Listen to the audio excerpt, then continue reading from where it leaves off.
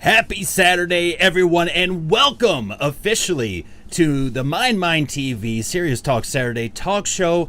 Thank you for being here. It has been a bit. A little bit. We've been sick for like the past month, going through the Black Plague or something, and then it became like a stomach plague solely, and then a bunch of other stuff happened. So we took a little bit of time off from the talk show just to get our health kind of back up and in order. And, you know, of course, SoCal has been getting bombarded with heat waves. We've been over 90 degrees and actually have hit up to 112 just within the past couple of weeks. So we're also dealing with the heat. So there's nothing worse than being sick and then being like hot to the point where you're sitting there sweating and you're not even doing anything. Like, if I'm gonna sweat, I better be busting my ass and doing something. Like, I better be like on some sort of elliptical or exercise bike.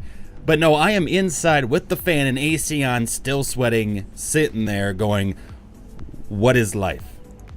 Ellipticals are life. Those are pretty good. Hashtag. Those things are pretty good. Except for when you order them online. Yes. And then you have to put them together yourself. Right. And then it turns out to be a hot pile of trash. Right. But putting them together is like half the workout right there. It's true. Putting the get a elliptical sweat from together that. and then taking it apart because you have to send it back. That's right. Which is totally something that we did not do at all. Don't have any experience None. whatsoever. Nada. That's right.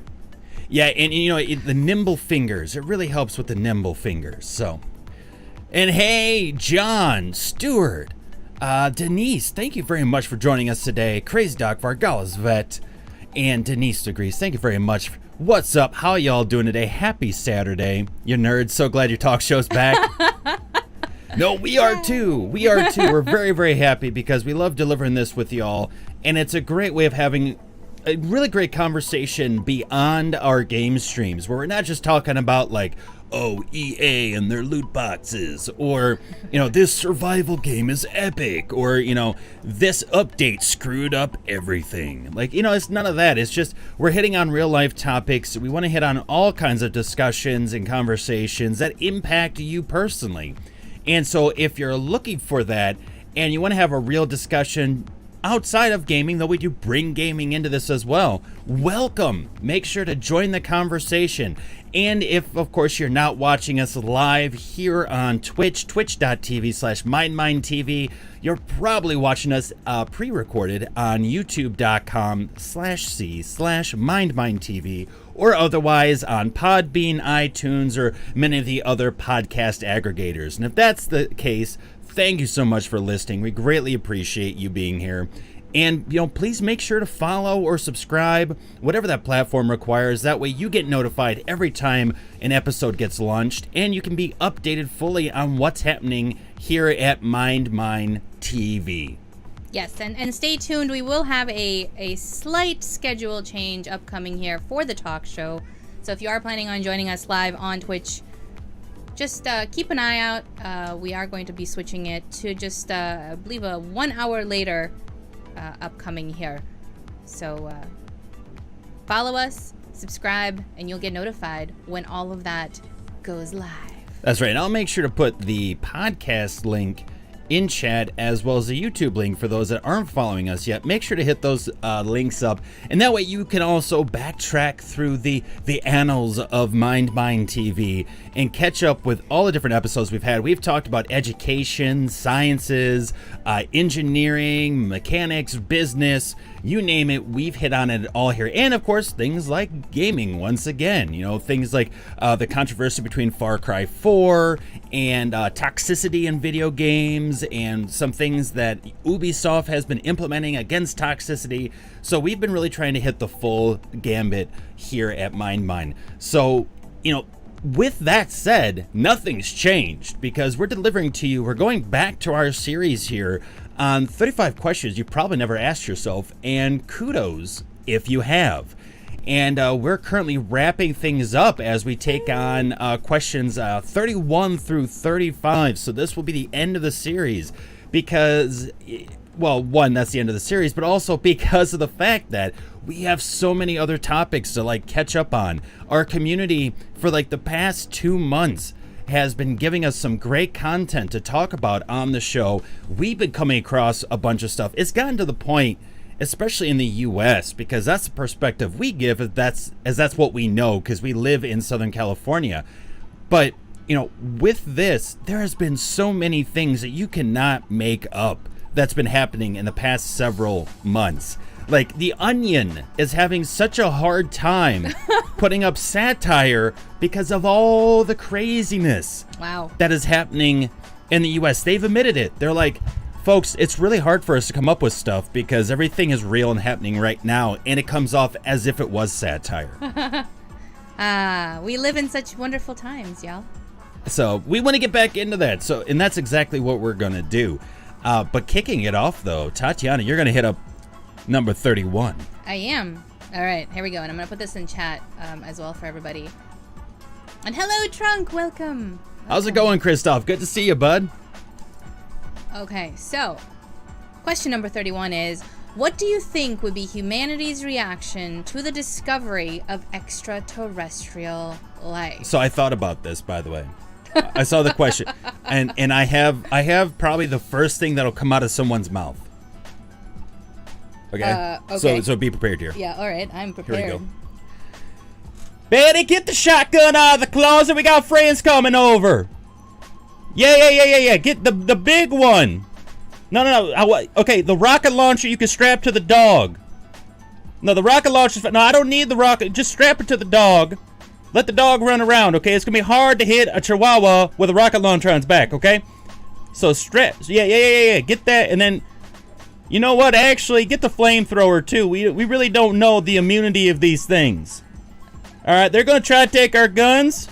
They're going to try to take everything else we got here. So let's just take them out first, all right? All right, get on the roof. No, you create the distraction, and I'm going to shoot them. That is some project management right there. I know. Well, right? They've been planning for a long time. Holy crap. Hey, get our daughter, Caroline. Get her to get to the store. We need to get as much tinfoil as possible. Tinfoil. We need to make hats. Get a hat for the dog, too. It's going to be a small hat, but get a hat for the dog. Now, tinfoil is the same as aluminum foil. Is this correct? Is that the English? Is that the correct English there? Wait, what now? Tin foil and aluminum. It's just like the same thing, right? Or aluminium. Aluminum foil. What? How do you say it? Yeah, you say tin foil or aluminum, yeah. Aluminum. Okay, yeah. Okay, some people say it different depending on country, so. Right. I want to make sure to hit on those old points. That's why I was just verifying that it's actually that particular. Yeah. That is the word. You're good. Okay, all right. straight. We're good. Hey, Devlin BR, how's it going? Welcome. Tinfoil is just the colloquial name for aluminum foil. Thank you. There it is. So you think that's how humanity's reaction is going to be? Not all of humanity. Again, we speak from the U.S. perspective. So I can't say someone in Germany is going to say that, or someone from, the lands of Canada. But I can say that at least for the U.S. So. Oh my. we have some Canadians. Actually, I know I'm making these names up, folks. It's okay. This is it's not how you say Canada. We know. But we do have some Canadians, of course, as part of the community, so they could probably tell us otherwise. We actually have a German as well in the community here, so he'll let us know probably. Actually, we'd love to hear your reactions, of course, too, because these questions aren't geared just to us. They're geared to you in the chat. So make sure to let us know whether, jokingly or not, what you think would be humanity's reaction, as we'd love to read it out for folks listening on the podcast and everything, and get more in depth with you on your perspectives as well. So Trunk says panic and horror is going to be humanity's reaction. Sounds like a film. Panic, horror, extraterrestrial life coming to Germany. I mean, I have to say that, you look at categories for films out there, and sci-fi often gets clumped in with horror. Yeah. No, that's true. Which, not to say all sci-fi is about aliens, but why does it get clumped in with horror? What is that? What is that all about, right? So, Denise says opportunity. I mean, really, maybe some, maybe like, I don't know. I guess I could see some like business leaders specifically going, how can we make money off of this? The media would go crazy because, of course, you know, they're worried about ad revenue and clickbait anyway. So, you know, there's so many people in the media that would love this. They'd have a field day with it. So, yeah, I could see opportunity. That works too. I think the horror thing works out really well as well. There's actually a TV show. I always speak in TV shows. I feel like TV shows and films. Like that is your language. I yes. have like a what's that word called? Like an example at the ready, all the time, and it's usually TV or film based. Yeah, I think pretty much most of our shows have gone to that point. Right, but there is a TV show called The Colony, or maybe it's just Colony. Now I'm fucking that Whether up. the or not, Colony is in there. Is in there, and it's got the guy from Lost and the lady from Prison Break. So look it up. But yeah, it's about, speaking of opportunity. You know, it turns out that when the aliens do come, there are some humans who take the opportunity to make their own success, as it were. You have to watch the video. The video. You have to watch the TV show. You'll know what I mean. But yeah, so I can see that for sure. And Devlin BR says UFO fanatics are gonna be crazy. Oh yeah, like we told you back in the 50s with Roswell. And no, well, and not to make him sound too tinfoily or anything like that. I joke, but in general, absolutely, because there are people that legitimately have looked into it and went, well, we're not the only ones out here. I mean, even life-based, in the sense of like plants and other things that exist, bacteria and what have you, you know, that's all life. Those are life forms. And so absolutely, there's got to be something else out there. And if we actually come across extraterrestrial life in the sense of, in form of something that's more, let's say, humanoid in a way, then yeah, I can absolutely see them completely going crazy over this. And being concerned but excited, I think, all at the same time, because you never quite know, right? We're naturally more protective because it's just that survival instinct. And so when we're put into situations or meet new people or faced with new things, we tend to be a little bit more on the defensive side. Like, well, you know, that's not touch the fire yet. You know, we don't know if it burns. So it'll be interesting to see, but I think, yeah, they'll absolutely go crazy one way or the other. And thank you for that clip, Krista. Appreciate it.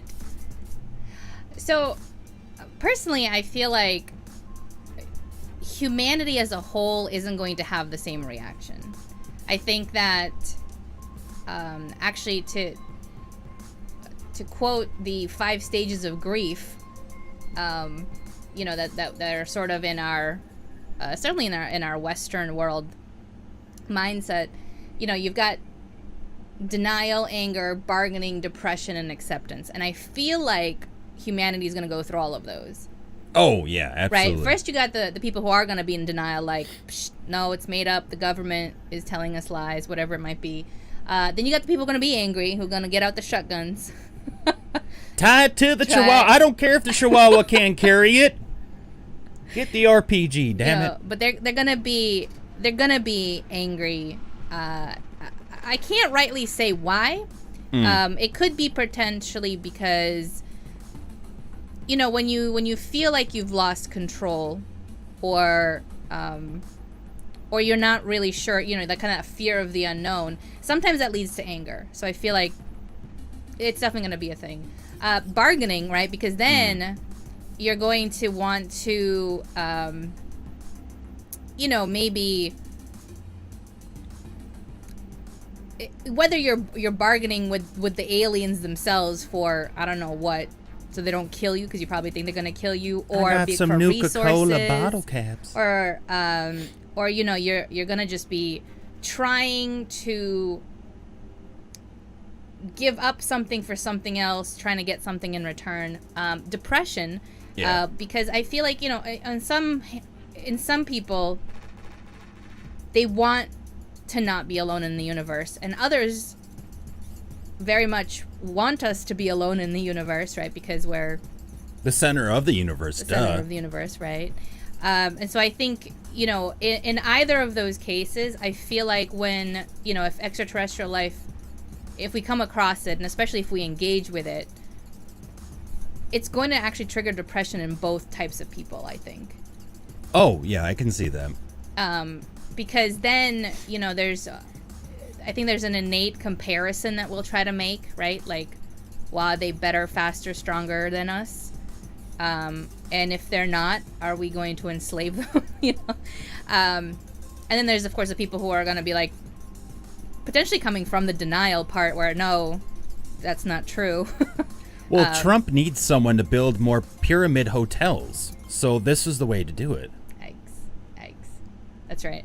And then acceptance. I think that there are going to be some people who are like, okay, cool. Like, all right, extraterrestrial life. Let's figure out what's going on. Let's go from here. That's what I think. I don't think it's going to be like all of humanity will have the same reaction. Right. I imagine, depending on, of course, that extraterrestrial life, like, is it that we just discovered it and they're far away and they can't get to us, kind of a thing? Or is it like they came to our doorstep, knocked on the door, and said hello?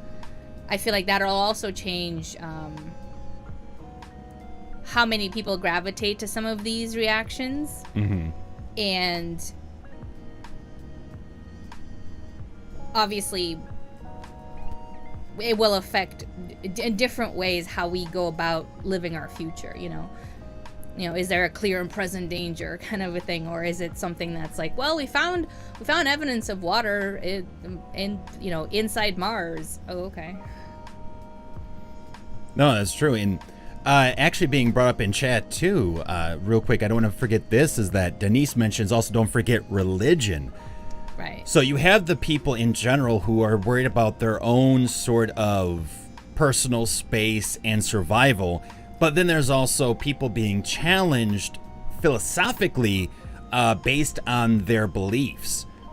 Because again, religions can have the impact of leaving one thinking they are the center of the universe, depending on the religion, and that there is something very planned out and special about their existence. Not saying existence itself is not special, but just the fact of that there is some sort of true meaning behind it.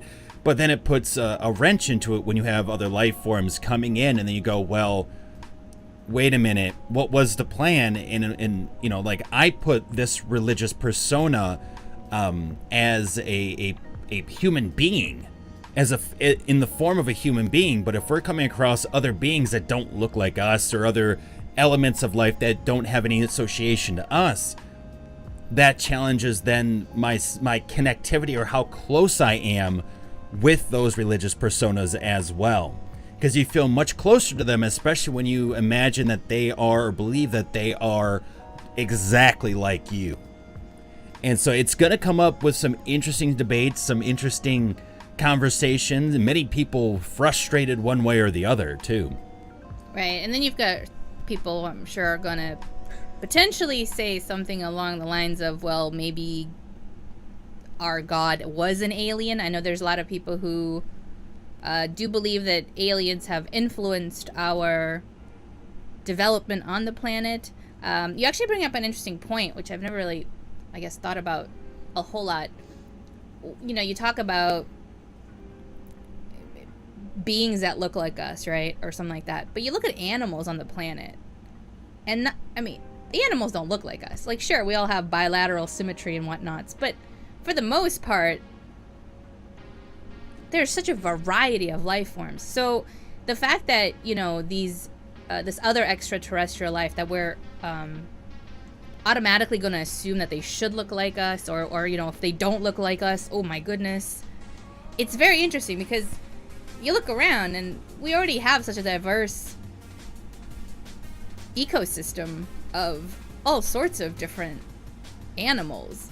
Oh, absolutely. That it is interesting, and it to me it's never quite made sense of, like, God creating us in his image, quote unquote. Okay, but what about all these other animals? Like, where did he come up with that? Have you prayed to our panda god? and it's, I don't know, it's very interesting, because we talk about being created in a certain image, and yet why the need for all these other animals, right? Yeah. Well, and many people would say, well, that's so that way we could like feed off them, use them as resources, blah blah blah. Which I can't fully agree with that by any. Oh, I don't agree with that by any means, but that is an argument put out there too. We weren't really on the top of the food pyramid back in the day. No, and right. Without our tools, we're not really at the top of any food pyramid here either. If we didn't have all the tools that have helped us get there, so it's interesting. It's another debate for another time, I guess. But it does, like, those type of debates. Yeah. We can see arising even more so when we start finding more life or proof of some sort of life. Even like you mentioned recently, the life or the water source on Mars that they know that they said they know is there, and they finally have come across it. NASA and multiple resources have posted up and said, and here's the imagery and here's everything else. So it's very, very fascinating. And also going back to the chat as well, Vargala says, well, I for one welcome our Lord and Savior Cthulhu. Well, there you go. So, or the flying spaghetti monster, or many more. Crazy Doc says, make a weapon using that proto life form. There you go. Devlin BR says, but speaking more seriously on the subject, for instance, like the Avatar movie, if the aliens have a less developed technology in comparison to other movies out there where they do have more development, like that will create some interesting situations, because you kind of brought that up too. It's like, well, they could either be far more advanced than us or not. Though again, I'm guessing far more advanced than us if they made it to Earth and were like, hey, what's up, guys? Right, if they're knocking on the doorstep and being like, what's up? Then again, there are a lot of stories out there, books and whatnot too, where in video games, right, like Mass Effect, where we come across the technology of another race, let's say, who was more advanced, but for whatever reason aren't around any longer, and we take that technology ourselves and use it and mold it, and at that point, are we more developed? I mean, technically, yes. We just took a shortcut. Right, yeah. Like Altered Carbon is another example of kind of one of those stories where, but how is that any different than, us using tools right now that we haven't created too, right? It's all very interesting. So those aliens that do come to our doorstep, they may not actually be more developed. Maybe they also stumbled across something that wasn't theirs, right? And then used it for their own advantage. Yeah, so I mean, anything is possible with this specific situation. And I'd say I agree absolutely with what you've said too, is that because some of these questions that we've picked and kind of tweaked a bit for this series are meant to be a bit broader, because people view things in many different ways, right? Like Tatiana and I can see the same car crash or whatever, but get two completely different stories from the data we receive. And so that's why we wanted to keep it a little bit more open as well, so that way we get to see how everyone views the world around them, or the information that they have, and how they construct then a sort of I don't want to say argument, but like debate point, or sort of their belief of this question and the subject matter. And so, but I do feel though that with this, it's hard for all of humanity to be like, yes, we agree on this. By right. God, we don't agree on borders, we don't agree on trade, we don't agree on anything else. But yeah, these extraterrestrials, we agree on it 100%. This is the way it is. All right, cool. I mean, to be fair, because I agree with what you're saying, where it is hard for humanity to agree on one thing. At the same time, if we as a whole of humanity decide or perceive a common threat, like if those aliens are coming up at our doorstep and start shooting, okay, we probably might band together at that point as a whole, as humanity, right? Because the enemy of my enemy is my friend kind of deal, right? So we might just band together and actually have a unified opinion about, okay, well, if they're shooting at us, we're taking them out, right? Yeah. We might not agree on how or who is going to do that. But that might also serve to unite us in a bizarre, sad kind of way. Until it ends, and then we're like, all right, well, back to killing each other? All right, great. Yeah, that's good. It's good. It just misplaces that at least temporarily. Tendency. Just temporarily. But yeah, I agree the same way. I think it's going to be very, very split, and it's going to be hard for countries to truly come together. They can barely come together about global warming and climate change and things like that right now, yet we're seeing record highs all over the world, from Sweden to northern Siberia to Germany to the UK.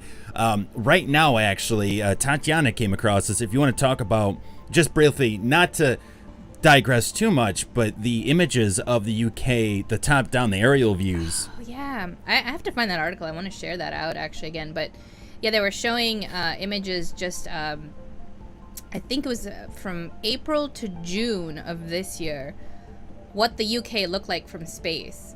So just the span of about 2 months.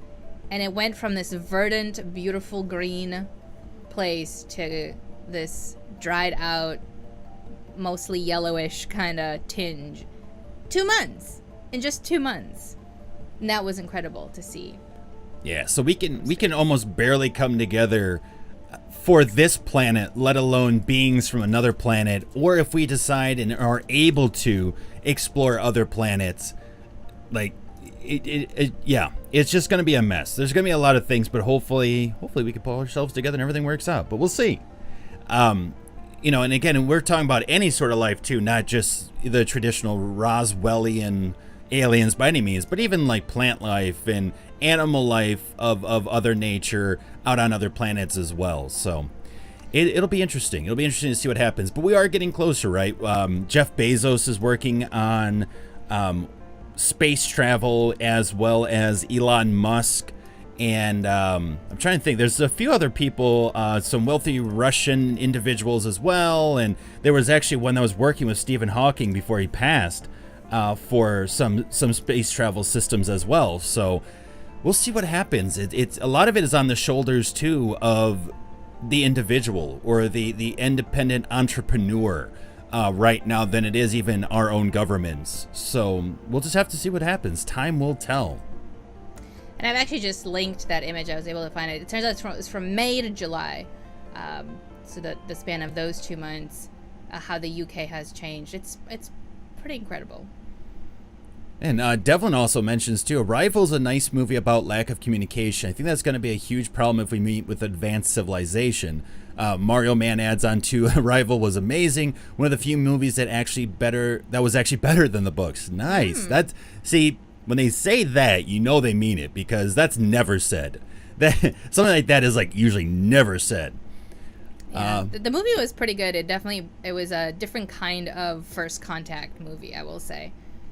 But that's true. Communication is also going to be huge, because I'm pretty sure they don't speak American English. That would be my guess. Pretty sure.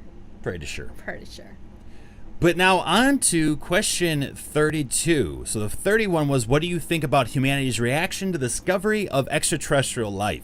32 is it more important to help yourself, help your family, help your society, or help the world? So again, what do you view as being the most important? To first help yourself, help your family, help society, or help the overall world? And, society is a little bit tough in a way, of course, because, usually when we say society, we mean that, I guess, of the country, but it could also be like your state, your city, your neighborhood. That's all kind of a part of the society as well. So that makes it a little bit more difficult. But again, what would you consider the most important? And of course, this is going to be varied specifically based on country. There are certain countries out there like Japan, which are more about the society. What can you give back to the society? How do you help others? How do you honor your family as well, though? Because part of that society is your family, right? And so they view that as, above all else, the most important. And if everyone is giving to one another, ideally everyone is getting something out of this sort of plan.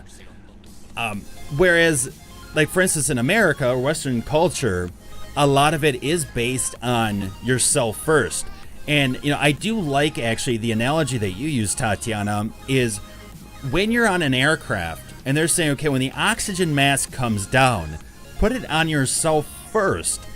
So that way you can be oxygenated, alive, and actually be useful to help everyone else. But then again, it's all based on perception, right?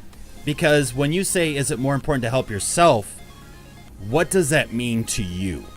Does that mean that I want to help myself in order to help others? Like the concept of, well, I want to be successful and make enough money so that way I can give back to charities and to, nonprofit organizations or to certain people, or, because I want to get my family a nice house because, they housed me for such a long time and took care of me, or whatever it may be, right? Or is it that your focus or perception of that is just purely on you? Like, well, I don't care about the other people, I care about myself because I have to live with myself every single day. You know what I mean? So there's that kind of like sense of consuming everything in a gluttonous, what I would say would be kind of like in a gluttonous fashion. And in other ways, it would be to strengthen yourself to then use that strength for others. So that's at least how I could see two different perceptions of this happening. I say personally, for me, from my perspective, it is very important that you help your society and be involved with your society. But if you also do not have the proper housing, food, like the shelter, food and everything else to survive in the first place, you're not doing much, right? Like if you're working off like 2 hours of sleep for an entire week while you're tirelessly trying to help out society, you're not going to be doing your best work. Mm-hmm. You're not going to be hopefully having that impact you're looking for. So in a way, it's like innately, you first have to help yourself. And I look at it from the perspective of strengthening yourself in order to then be able to help others. And that's been a big complaint for a lot of people in the U.S. because there are a lot of people with a lot of money, that 1% in the U.S. that have a shit ton of money and they sit on it, or they put it in offshore accounts so they don't have to pay taxes on it. But they don't actually invest it back into society. I don't know why I can't talk today. Into society. Society. Which some would argue, well, that's not their responsibility. They don't have to. Maybe with all their money, that means that they created jobs for people and everything else. But then, okay, well, with those jobs, is safety, top notch there? Are they getting at least a decent wage? Are they receiving decent benefits? Are they getting what they need to survive?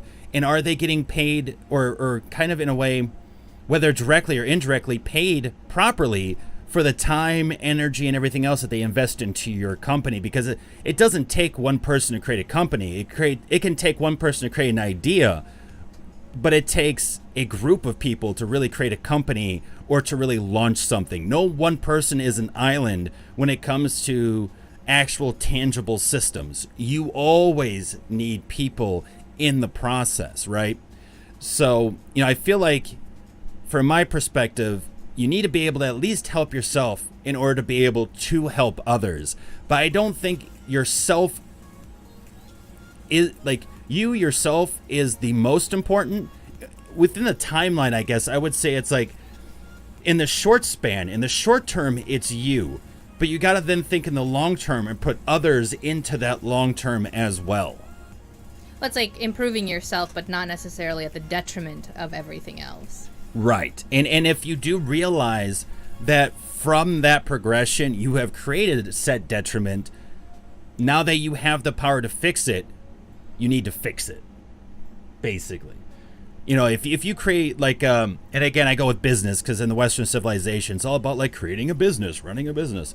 But if you create a business and you put a bunch of people out of work because of that, and you realize that, and maybe it has had a detriment to the local economy, how can you fix that?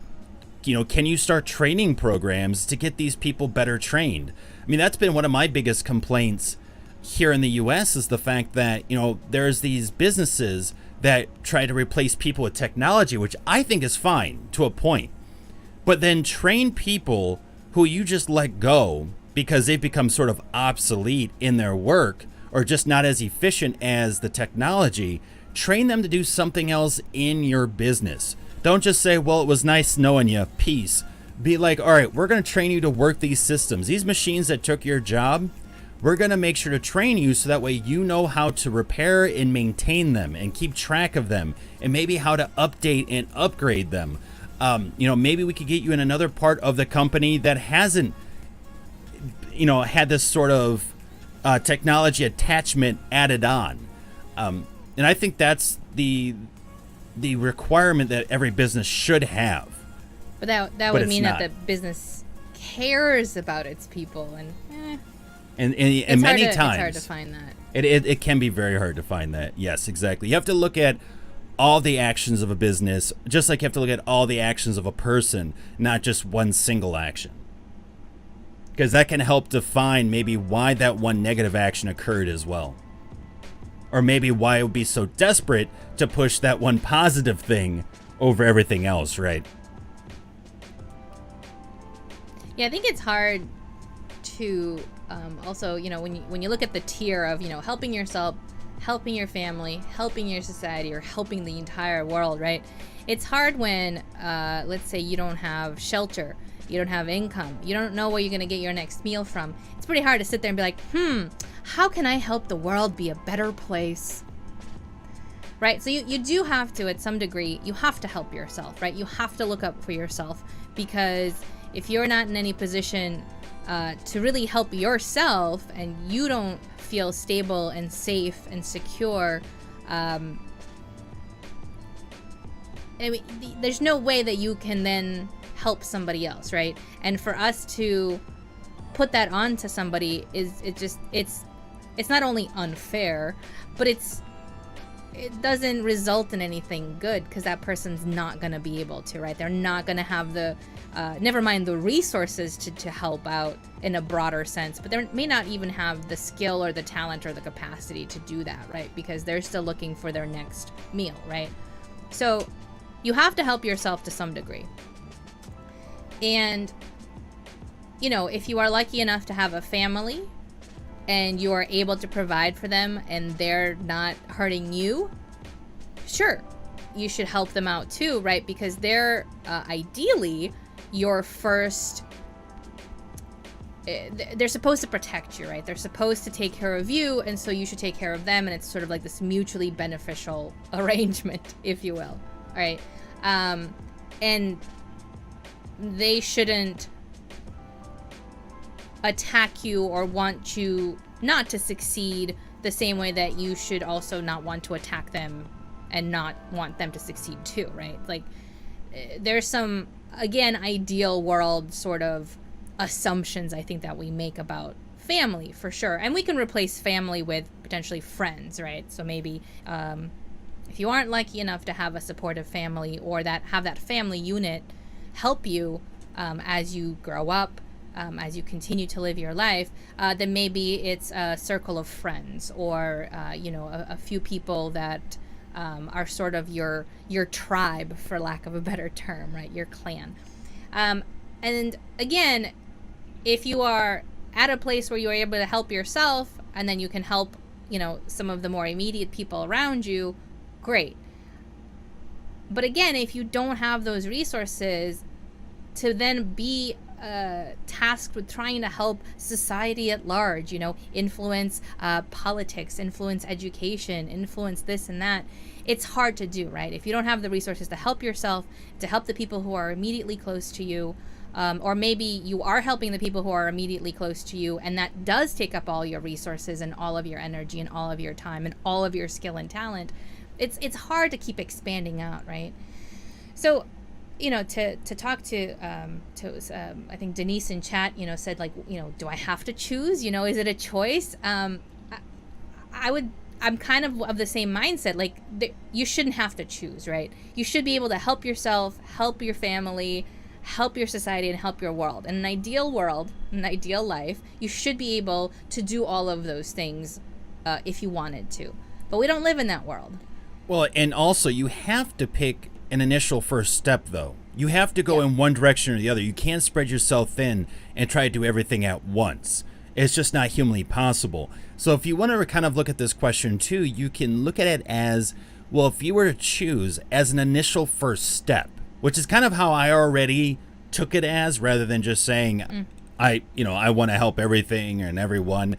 Like I took, okay, well, what would be my initial first step? If I had to do step A, and we're not dealing with an IKEA breakdown, right? We're not working with images because, but we're actually breaking it down like step 1, this is what I need to do. Step 2, and that way it doesn't feel so overwhelming. At that point, then that's where it comes into play of like, well, help yourself to then help others, of course. But then once you start getting that flow and you can start helping others, yeah, I think as another person mentions it too, it's very cyclical. So it keeps going around. You help yourself to help others, to help society, but then it's got to come back to you again to make sure you're still doing well. Kind of give yourself a check-in and go, okay, things are still where they need to be. Or if you need to alter course, because things change. In a way, too, even though we say it's cyclical, it's not a perfect circle by any means. It's more like, my 2-year-old sister grabbed a crayon and just started drawing. Like, that's the line we're dealing with, truly. It's more of a squiggle all over the place. It really, it's like a snake. Like, hey, look, I drew a snake. Like, yeah, that's nice, Billy. Like, that snake, quotes, is that cycle, is that kind of cycle around going from, again, yourself to other people, because it's going to constantly change and adapt, or what you want to focus in on and help society or your family or anything else with will change. Yeah, and I think I'm basically of the same mindset where you have to help yourself. I mean, you have to get to a place where you feel comfortable enough to expand out. And again, I want to mention, it's my belief is that, you have to help yourself, yes, but again, not to the detriment of another person. Which brings you to, the question, or brings me to my next question then, of course, is, well, what if it's you or the other person, right? Like, you're both in the fighting pits, and you have, like, only one can survive, one walks out. Well, then you gotta survive, right? Like you come first. And I tell this to a lot of people, you are the center of your own universe. The only person who will care 100% the most about you is you. And even, even when you talk about parents and all this other stuff, at the end of the day, you are the only person who understands yourself truly the most. You know your thoughts, you know your experiences, you know your belief systems, you know everything. There is nobody outside external of you, even no matter how much you can try to explain it, you can try to talk to them, nobody's going to understand you better than yourself. And you have to take care of yourself. And it's not selfish if that's what helps you survive, so that you can go and hopefully extend that circle of helpfulness outside, right? If you're just surviving just to diminish others, or to take resources away from others, or to basically deal in a lot of negative bullshit, then you are selfish, and you're not even really helping yourself at that point, right? Because all of that, it affects you. It's like taking an axe and chopping down a tree. The blade gets dulled down. Eventually, at some point, you'll still need to like resharpen it, right? Like, so it's not like the tree, you may have cut down a bunch of trees, but those trees affected that blade, So no matter how much you take or you negatively do things to others for what you believe is your own benefit, if you're chopping down trees, your blade will get dull. Like you're not gonna survive unscathed 100%. Well, I think too, there's unfortunately like a misunderstanding of when people hear, oh, I need to take care of myself. Like, because so many people are attached to tangible items. So like, oh, so when you say you're going to be taking care of yourself, that means you're going to be getting yourself like a Gucci bag, right? Or you're going to be getting yourself like some high-end, like $300 Gucci shoes or something like that, right? And it's like, no. it's not always about stuff. It's about your own body. Like, you need to exercise and move. That is just a requirement of our nature based on survival for hundreds of years. We need food because we need to burn, because we burn energy. And in order to burn out energy, we need calories. And those calories we take in is what energizes us so we can take care of other people instead of being dead. Because when you're dead, you don't do anything for anyone. So, unless you're an organ donor. Unless you're an organ donor, then the gift keeps on giving. But until then, and at that point, unless you're, or you're not an organ donor at that point, but, like, you it's all about taking care of your body too, for example, in your mind. Because if you're going batshit crazy from stress and everything else, I don't want you taking care of anyone else. You know what I mean? Like, I don't, like, get away from the kid, get away from everyone else, don't drive, take care of your shit first, right? And we always say that, but as soon as someone does, we, like, so many people tend to then attack them. We all of a sudden attack the victim in a way and being like, oh, you're turning other people into victim. How dare you? And it's like, well, what? You can't have both. Which one is it? One or the other? You know what I mean? And so it's not just about the goods because, for instance, we've talked about living situations. You can move from apartment to apartment, from condo to condo, from mansion to mansion, from house to house. It doesn't matter. Those things are replaceable. You can change those. There are other options out there. A tent, for God's sake. You can jump into a tent if you want to. But this body here, you are permanently in it until the day you die. And even then, there's questions on that based on beliefs and everything else. And we're not getting into that. But this is the shelter that you have to deal with for your entire life. If you don't take care of this, you can't take care of anyone else. Because there's going to be so many issues that you're going to end up facing. It's going to get in the way of that, no matter your intentions. If you have the best intentions and you're like, well, I'm going to be self-sacrificing, you can only do that so much, though. I mean, a lot of that is like an ideal, but that doesn't mean that ideals are perfect or ideals actually make sense in reality. There's certain aspects of it that we can look up to and it can inspire this, and that's fine. But some of this shit will just get you freaking killed. And it doesn't make sense. It just truly does not make sense. And so, there's only so much you can sacrifice. You need to take care of yourself first. If you're driving a car, right, you make sure you get the oil change. You make sure to rotate the tires. Why? Because you're like, well, the car does a lot for me because I get from point A to point B. And if I don't take care of it, or if I don't have it being taken care of, it's not going to only break down, but it could get me killed too in the long run. So you got to start thinking in that sense for you personally. If I don't start taking care of myself, I'm going to get other people hurt as well. And that's not my intention. At least ideally, that's ideally not your intention.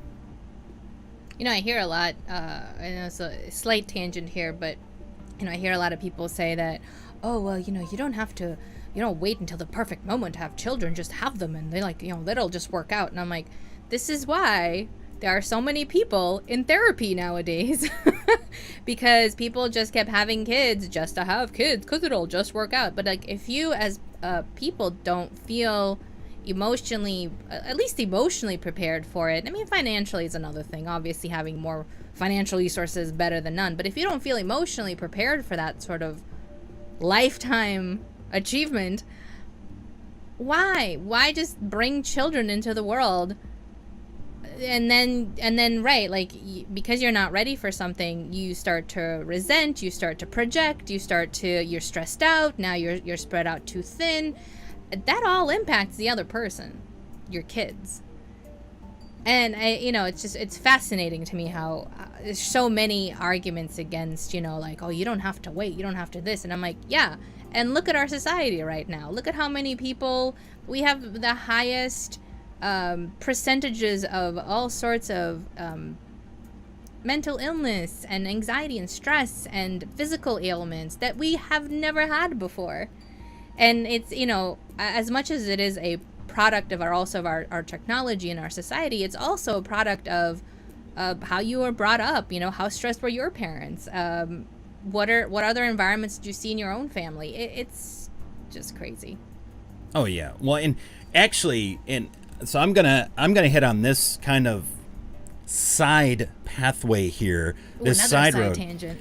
Yeah, well, it's all all the way. connected. But just to give another example, because we are on Twitch as well, and we are live streaming, and so with that, I feel like when we say like expectations, there are streamers out there that set not the best of expectations for people. Like I feel like, for instance, it's because what it is negligence. Is what we're kind of talking about too. Like, oh well, this is the expectation, or you could just do this, just have kids, you'll be fine, everything will work out, or just get married. Just find someone and just get settled down. Right, like when you're 21, because you're clearly figured your shit out first. Yeah, no, but like for live streaming, people are like, well, do you have any advice for me? And so many people actually have said, oh, well, just do it. Just grab a microphone and in a stream deck or whatever, and just do it. Like, don't worry about anything else. Just get out there and do it. It's like, no. Don't just do it. That is complete negligence, because what that streamer's not telling you is all the hard amount of work that they've put in to make their streams somewhat viable, successful, or what have you, or at least to get them to the point of sustainability.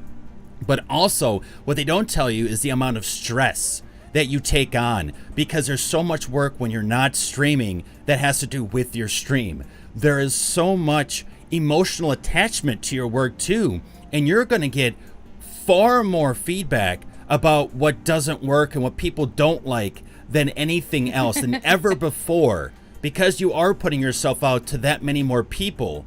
And it could be such an impact to your ego, to your emotional stability. I mean, there are so many streamers out there that had to quit because they were like, I went super depressed. Like I became so depressed. I had such bad anxiety because of the amount of people that are out there that just want to ruin your day, because they're like, well, I can't do that, or well, I'm not doing that, but I mean, I could, but well, screw this. And then they're like, hey, you suck, da da da da.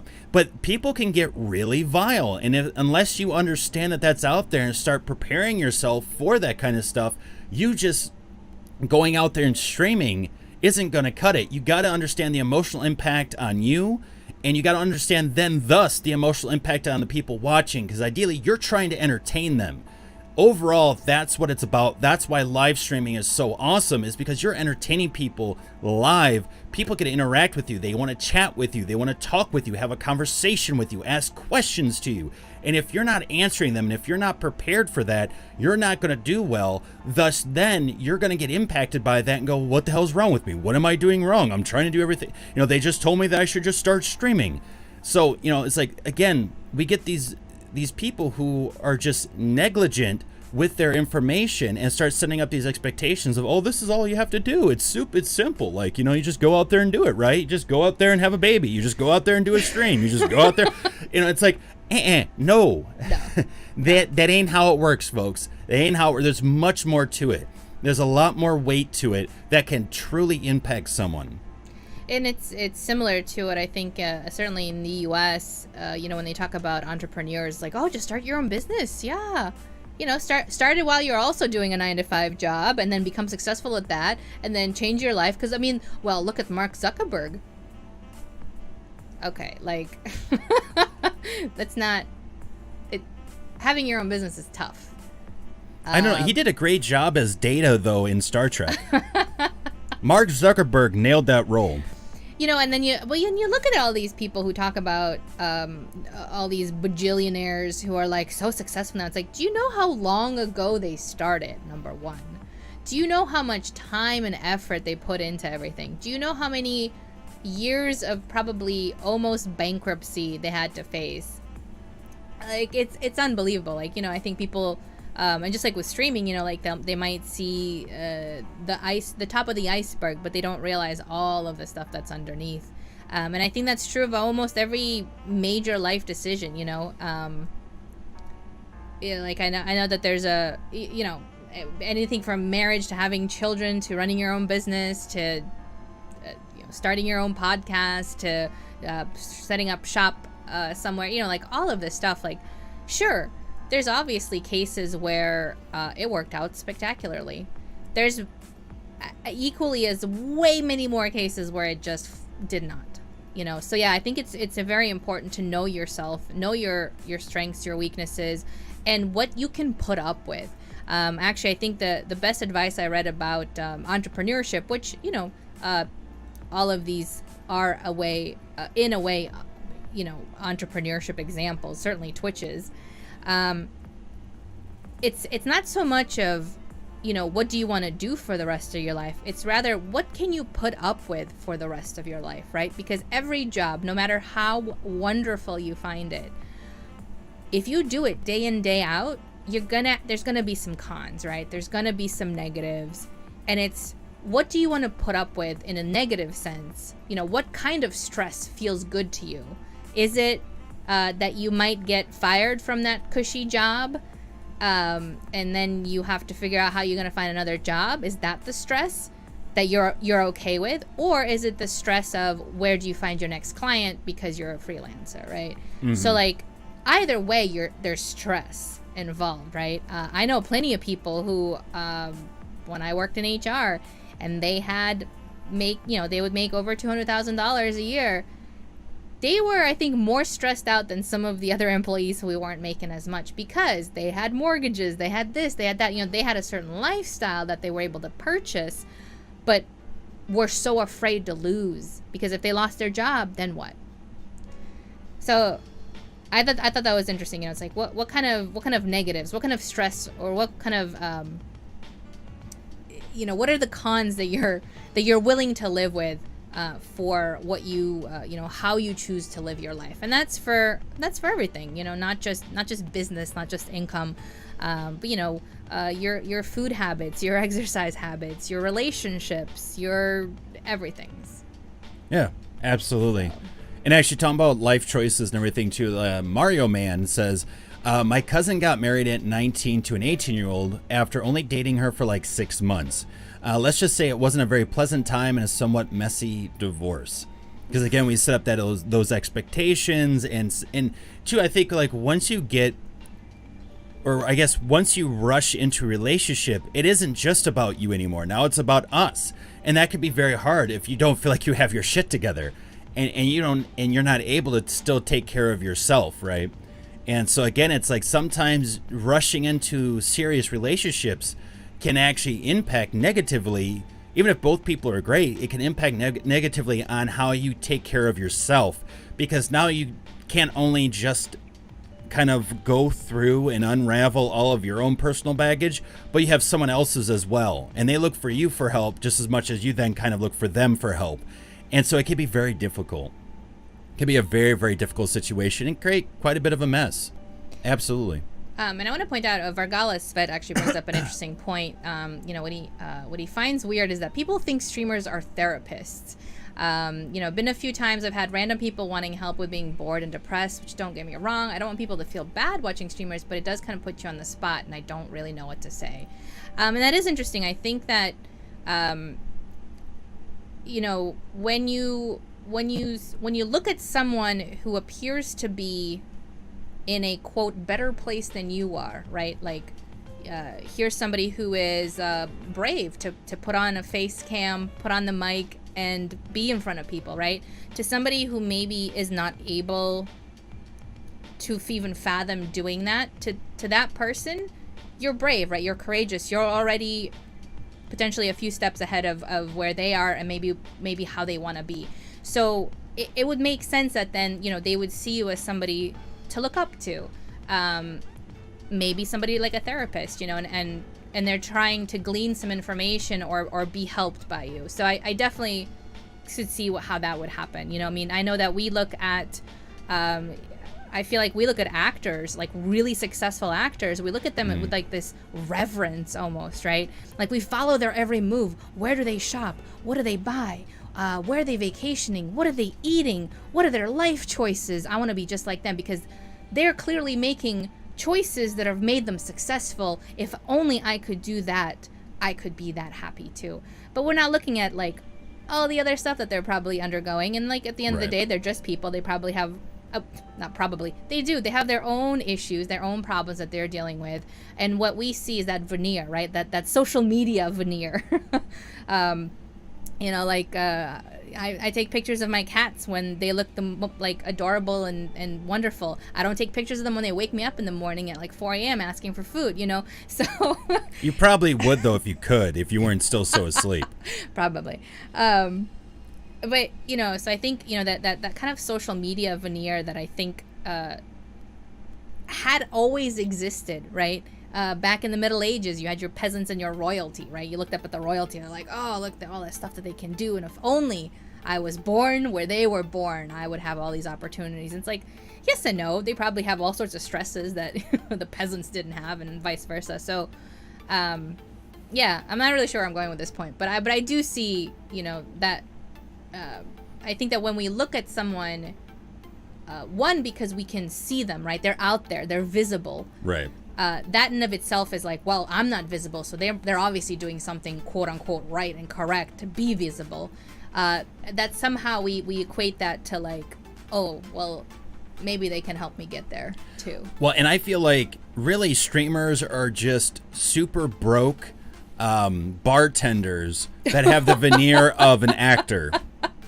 So super broke bartenders that have the veneer of an actor. And the reason why I say that is because, for instance, the bartender, you know, you go there because you're not feeling great. You're looking to get your spirits lifted with some spirits. Oh. And so, you know, you ask for stuff like, you know, I'll have a whiskey and Coke, or I'll have a gin and tonic, or I'll have sex on the beach, or whatever. And you start drinking and you start talking, right? Because you're just looking for that human connection. And at this point, you're like, well, this person is giving me something that kind of makes me feel a little bit better or a little bit different.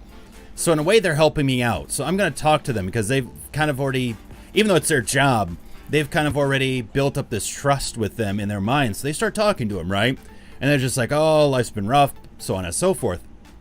I feel like it's the same way with streamers, because in a way you're like, all right, give me that stream of Rust, or give me that stream of Mass Effect, or give me that stream of God of War, give me that stream of RimWorld, or whatever game it is. And then they're like, all right, bartender, deal it up. And, you know, the streamer delivers, and they're like, hey, I like this person. I like their personality. I feel more comfortable. They've welcomed me already. They've already kind of made me feel good about myself. So I'm going to continue to try to talk to them, and hopefully they can further help that, because that trust has been built. But unfortunately, you do also have that actor veneer, because, again, you are putting yourself out there, and depending on how you put yourself out there, it can look great, and people start looking up to that. But sometimes they don't just look up to like the person based on like their values, how they kind of work with their community and develop their community, and in the pride they take in their actual work ethic, but really just like the position they're in. Like, holy shit, you know, this group of people has 1,000 people watching them, or, you know, this person has 200 people watching them, or this person has 30 people watching them.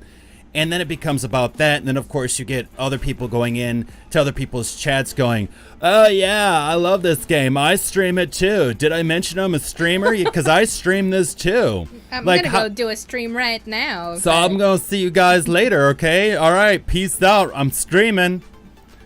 And, yeah, and then you get all those people, too, that come in, or they try to sub for... And it's just all this crazy political stuff that... clearly most people see through, even the people in the audience, and they go, that's nice, enjoy your stream, we're here enjoying this one.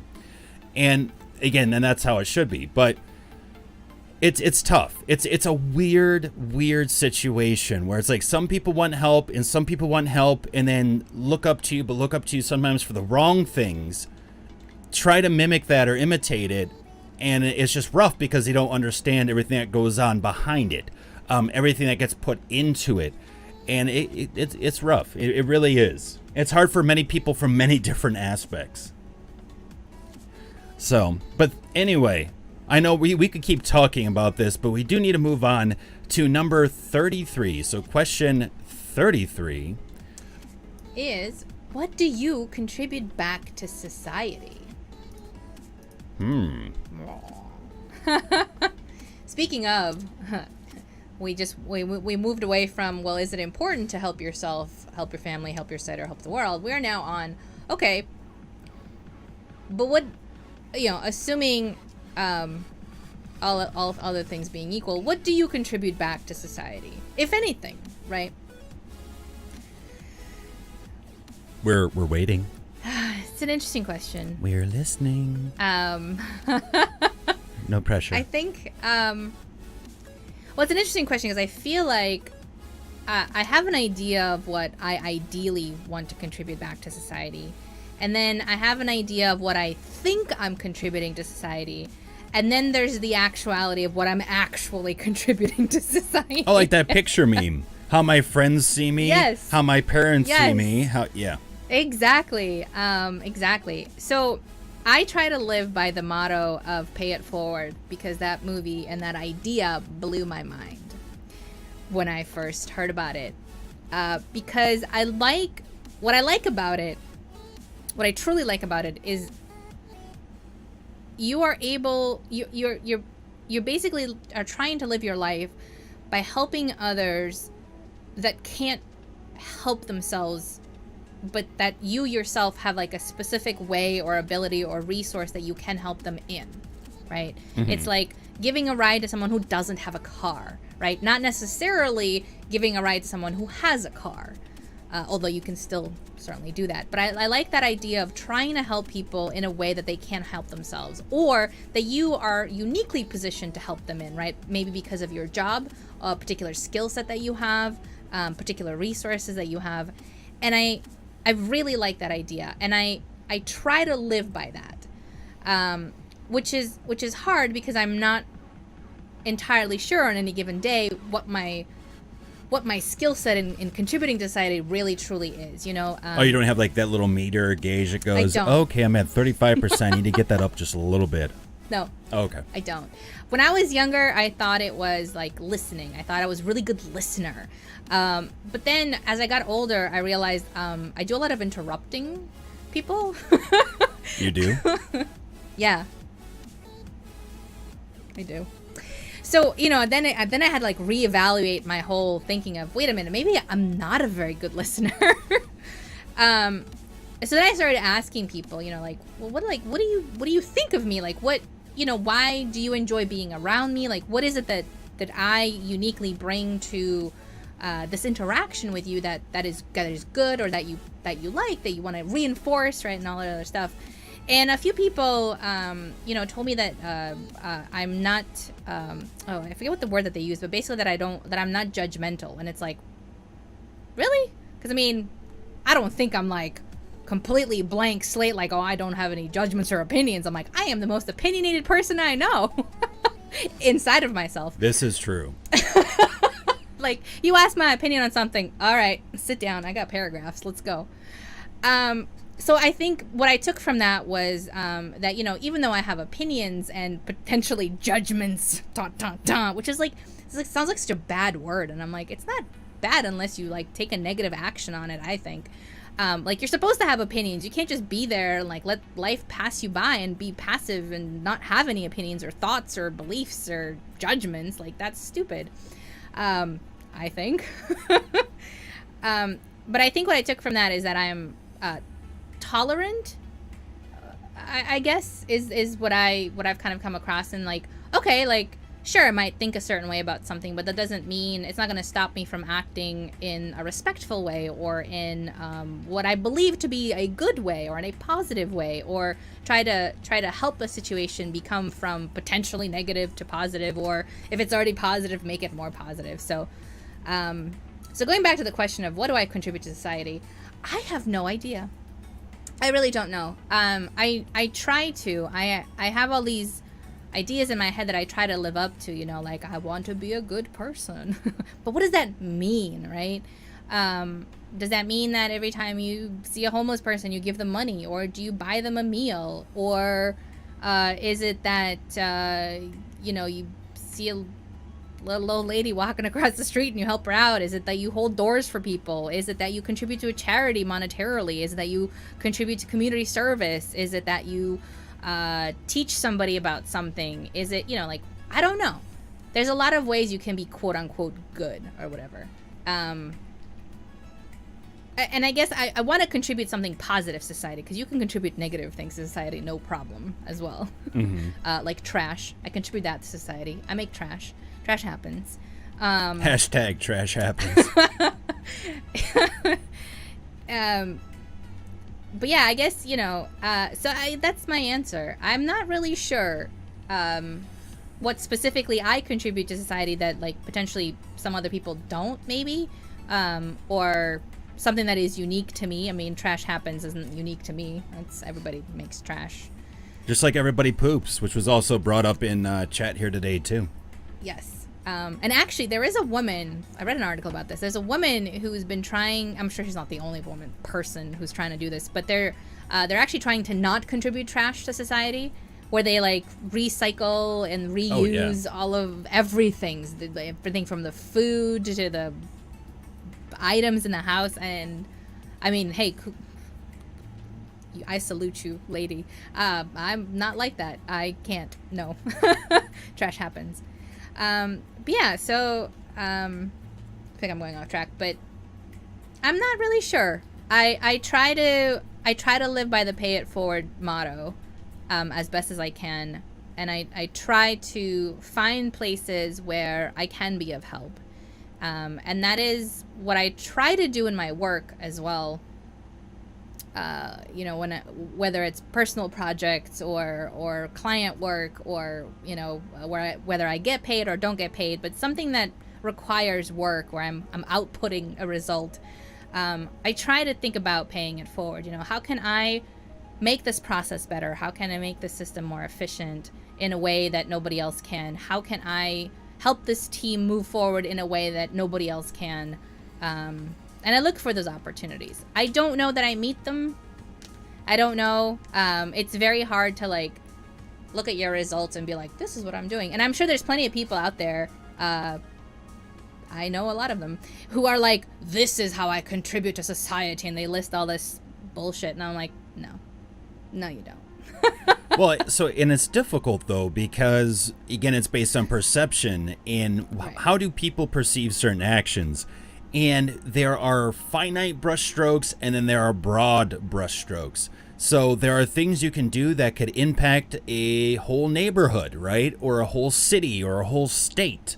There are certain things that could impact just your neighbors, right? Or just your friend down the road, or whoever it may be. And I think they're all is going in the right direction, right? And there are some things that as an individual, because of the population on this earth, because of all the things that we have created, all the different pathways and connections and aspects of this world that we've made in this whole complex mess, it can be really hard just for one person to fix it all, right? And that shouldn't be on the shoulders of one person. That should be on the shoulders of many, if not all people, based on what it is. And therefore, from my perspective with this also is the fact that, you can't beat yourself up over it, because as long as you're going in the right direction, you understand what direction you want to go and need to go that you feel is right. That's what's important. And as some have said in the chat as well, it's about really just leaving the place better than what it was. So, okay, you rented out the hotel room, as long as you didn't burn it all down and leave liquor bottles everywhere, and, you don't have, like, people passed out on the floor when you walk out of it. That's at least decent. That's pretty nice, right? All right, that's cool. Like, you've at least gone in the general right direction. And so I think that's really important. And to also kind of go off of I'm not sure what I'm doing. As long as for me, as long as you're going in the right direction, that's the way to go. And to just try to say, I want to leave things better the way they are. And sometimes it is to stop and question, like, do I find this acceptable? For instance, am I looking at the person who littered in front of me and go, well, they're an asshole for littering and not just walking 2 feet to the trash can and throwing it away? But I'm not the one picking it up, right? Like, well, then am I any better if I'm going to bitch about it but not do anything about it? So if you're at least doing even the small things, picking up that piece of trash, holding open that door, at least that's a general direction of positivity that I think you should be going. And because you never know how that's going to impact someone, and they might be able to have more resources at hand to do even greater things. You make them feel good, you make them feel energized, then they could go out and do even greater things. And that energizes more people to do even greater things. But it's got to all start from somewhere. It's not going to start with a big bang. Sometimes it just starts from an initial spark. And so it's not about the size, as the joke goes, right? It's like not the size of the boat, but the motion of the ocean, or how the boat floats. In this case, it's like it's not about the size of the overall thing that you do, but it's about at least the fact that it's in the right direction. People can feel it in some way, even if they don't recognize it coming from you, and they could carry that forward and do something even greater. And I feel like that's my belief as well. And I think, like, for instance, here doing the podcast, doing the streaming, performing in general, like, I feel like that's a way of contributing to society. And I think that's one of the best ways we, as Tatiana and I, try to contribute to society, because we try to give a platform where you could feel free to talk and discuss and to share things about yourself or about your thoughts on the world for the most part. And have fun and actually have a community that is supportive.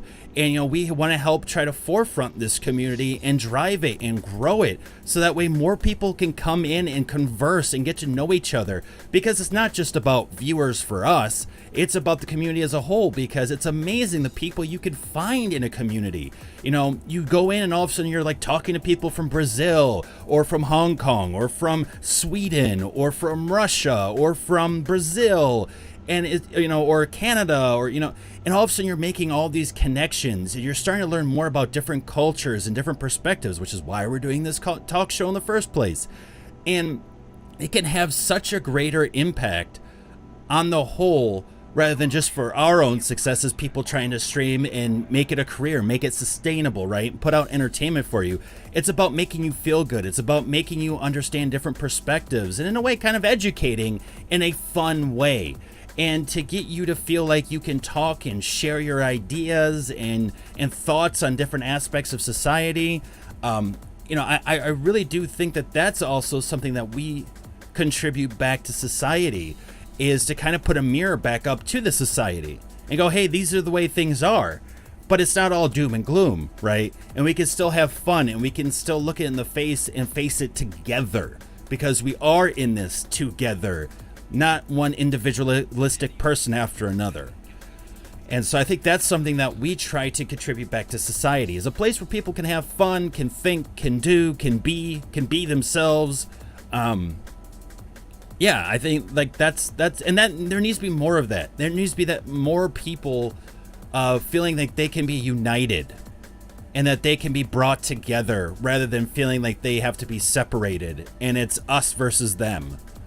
That's the kind of experience we want to create, and that's our real goal, and to get people connected. And we also do support other content creators too, because we feel they do great work and deserve the best, and we have the best thoughts and hopes for them and for what they do, and we appreciate them as people. Like anyone we connect to, like Tatiana and I, especially myself though, I like to wear my heart on my sleeve a lot of the time. So if I talk to you, I give you the time of day, and I say something nice to you, it's actually because I mean it.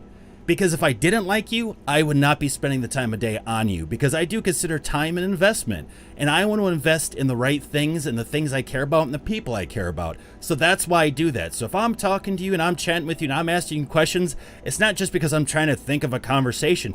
It's because we actually give a damn. And we want to know more about you. We want to know more about what's going on in your life, because we have an appreciation for you. Because for us, this isn't just about, oh, we're going to get fame and money and, I don't know, sponsorships because, we're awesome, whatever. Like, in the end, yes, we want to be sustainable, but we want to also be around people that we can actually care about, then that actually give a damn and want to be a part of the community and stuff. So we want to try to give that to folks, and again, give people a place to hang out online and enjoy themselves and truly feel like they can be a part of it. And so, that's our goal, and I think that's some of the things that we aim for. But yeah, I think that's the way of contributing. Because again, how you make other people feel. Sometimes those people can do even greater things than you can with their resources. And I think maybe that's a teacher's way of thinking of things too, in a way, is that, well, I'm educating people, but then with that education, they could take that and expound it exponentially in a direction that can do amazing things. And that's me on my soapbox. So. I was going to say too, there's some talk in our chat currently about society and, you know, what, I guess, what size does society come into play. But I just want to read the definitions of society as taken from our trusty dictionaries. One is the aggregate of people living together in a more or less ordered community, which doesn't talk about size, right? So that could be as small or as large as you intend it to be. It also says the community of people living in a particular country or region and having shared customs, laws, and organizations. But it also means a specified section of a community. You know, like we hear a lot of people saying like, oh, people in polite society don't do that, right? So society is really, to me, it can be as small or as large as you define it for yourself. And so when we, you know, I guess when this question is asked, like, how do you contribute what do you contribute back to society? It really depends, I think, on also what you consider society, right? Are you talking about, you know, the country that you live in? Is it maybe the village you live in your city, in your neighborhood, right? There's plenty of people who do lots of different neighborhood events and activities and try to get back to their kind of local community, right? And then there's people who contribute on a much larger scale. So it's also, you know, it's all good questions as well as, you know, kind of tying back into one of our previous questions of, you know, when you're helping your society or your world or your family, you know, what do you consider that? How large is that bubble for you? Right. And there's different bubbles out there. That is true. There are many bubbles out there. And by the way, in chat, I just want to welcome a few people into chat too as well. If you're watching us live on Twitch, but of course you can watch us on YouTube as well, and also via podcast at Podbean, iTunes, Google Play, and many more. But welcome to chat, Pronto Shot. Nice to see you again, bud. Yorikobi-kun, thank you very much for joining us and diving right in. And I know you said you were lurking originally and then jumped right into conversation. That is awesome. We love seeing that. Thank you so much for being here. We really seriously do appreciate that. And Drew the Ogre, good to see you, my friend. He's like an onion. He's got many layers. That was actually more pirate than Shrek there. I think I'm starting to lose my voice. Yeah, there's some. Yar. Yar, I'm Shrek. That doesn't work. That's weird. And Denise and Crazy Doc, thank you so much for the kitty bits. Much appreciated. Yes, because of course on Twitch, if you are listening via podcast, the way we stay sustainable is through subscriptions on Twitch, as well as through tips and through bits, which is kind of Amazon's way of tipping, basically. If you like the stream, you appreciate the content, that's what we utilize to reinvest back into everything we do here. But of course, one of the biggest things that you can do if you're ever joining us or you really love a certain episode of a podcast is share it out there, whether your platform is Facebook or Twitter or Reddit or Pinterest, whatever it is. If you love a piece of content from us, feel free to share it out there because that just helps us grow even more, get more awareness to the stream and get more people in the conversation talking, which as you can see already with the people we already have awesome conversations. Just imagine it if we had even more people here too today. So love to get more voices in the chat, get more perspectives into the conversation. Pirate Shrek, pirate ogre hybrid.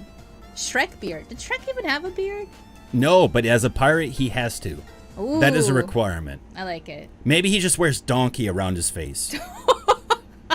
Hey, Shrek, I never heard about no pirate never having a beard. Here, put me on your face. There, now you got an ass to your face. Never thought you'd say that, huh? Oh, Yorikobi says, I just listen to talk shows while I work instead of music. That's pretty cool. And jump in when I have a question. Today was yours. Well, thank you so much for jumping in. Yeah, and we're glad that we can entertain you, of course, while you're at work. I know a lot of people because we do it during the day. A lot of people are at work, or depending on the time difference and everything, some people are just on their way home, some people are on their way doing something else. So of course, anytime you spend here, we greatly appreciate it and happy to have you here. So next question. Number 34 out of the 35 top questions you probably never asked yourself, and kudos if you have. Just to reiterate, of course, too, just so that if you're just joining us, the questions we've hit today. What do you think would be humanity's reaction to the discovery of extraterrestrial life? 32 is it more important to help yourself, help your family, help your society, or help the world? 33, what do you contribute back to society? 34, what job doesn't exist but should? And this is a bit of a loaded question, because Right. I want to think about like every snarky response that I could think of for this question. Like, well, let me tell you about a job that doesn't exist but should. Woo! Hey now. I feel like I need to get out the occupational. What's that? There's like a book, like the occupational hand manual of occupations or something. Oh, like within all the different titles. Because Yeah. it's amazing the jobs that are out there that we don't Yes. realize happen every single day. So, right. So it's like it's hard because like, well, I don't know. Maybe the job I might say might already exist. Oh yeah, well, and it's tough too because so many things have like new titles now too. Like, I don't work at Subway. I'm a sandwich artist. I was gonna say artiste, and I was like artist. I am a sandwich engineer. I am, reviewer, reviser of silly walks. I don't know. There's so many things out there. And we make fun of the sandwich artist because we know people who have worked for Subway and they're like, we just put vegetables inside of bread. Oh yeah, we don't make fun of the job itself, but again, like job titles, especially in certain industries, get to the point where it's like, okay, let's be real. You do this thing. That's not like over glorify it here. Let's get right terms, Oh man, that's well, see, and this is a thing too, is that there are a lot of jobs out there, especially if you look at politics and stuff like that. There are a lot of jobs out there that are filled with something with a pulse, but they don't do their job. No. So it's not. So for me, a lot of it isn't even like what job doesn't exist. It's what job does exist, but we need to get someone in there that actually does something with it. So what jobs need revamping of skills required? Well, I mean, at that point, I would go ahead and like, okay, in the U.S., our House of Representatives, our Senate, like so many people in there need to be revised. So many of those positions need to be revised. Many people in the political realm, because I would say too, like for instance, the U.S.'s infrastructure, like when it comes to bridges, roads, everything else, it gets literally, I believe, like a grade D, if not lower, based on all countries in the world. And yet we are supposedly one of the wealthiest countries in said world, and yet our infrastructure is so poor. And again, that's not personal criticism. Those are actual facts. You can actually look it up on government websites. .gov, official. What? We're number one. I don't know what you're talking about. I know, we got fireworks, we got shotguns for when the aliens come, we're all ready. But Wait, I mean, is it a tactical shotgun? Because if it's not a tactical shotgun, then I don't know then. I don't know. it's from Fortnite. God. I need to be able to jump and fire at the same time. That's how you win at Fortnite, folks. That's right. Dead jump. But I would say, like, for instance, we need someone that can take care of our infrastructure. The problem is those jobs already exist, and they're filled with people with a pulse, but yet we still get a D. So it's like, it's so tough, because, like, I want to say, well, this stuff needs to get reworked or needs to be worked on. But the thing is, there's already someone there. It just, you need someone to actually do it. So maybe it's a job that has somebody looking at the efficiency and the efficacy of Yeah, I guess like a reviewer. current jobs. Sometimes I say Job jokingly. overhauler. Yeah, right. Well, sometimes I say jokingly too. Sometimes I feel like there should be someone that's in charge of testing people before they have a child, because not everyone honestly is ready to have a kid, and yet they just kind of like bloop, and have a kid. And so it's like sometimes I wish there was someone there that was just like, look, let's talk about some things outside of sex ed. Let's talk about the impact of people and kids and society as a whole, and let's get you prepared at least. Let's get you situated. And maybe it's just overall we need more programs and stuff that help educate people, understand. Wow, any word with an S today, I've been like stuttering like a madman. This is the beginning of a lisp. Like I'm Spanish. I don't know what I don't know. I'm Spanish. But I think there needs to be something that helps people understand society more, and gets that, like, helps people kind of get a grip with it. Like, no, like, hey, this is the way life is. This is what's going on.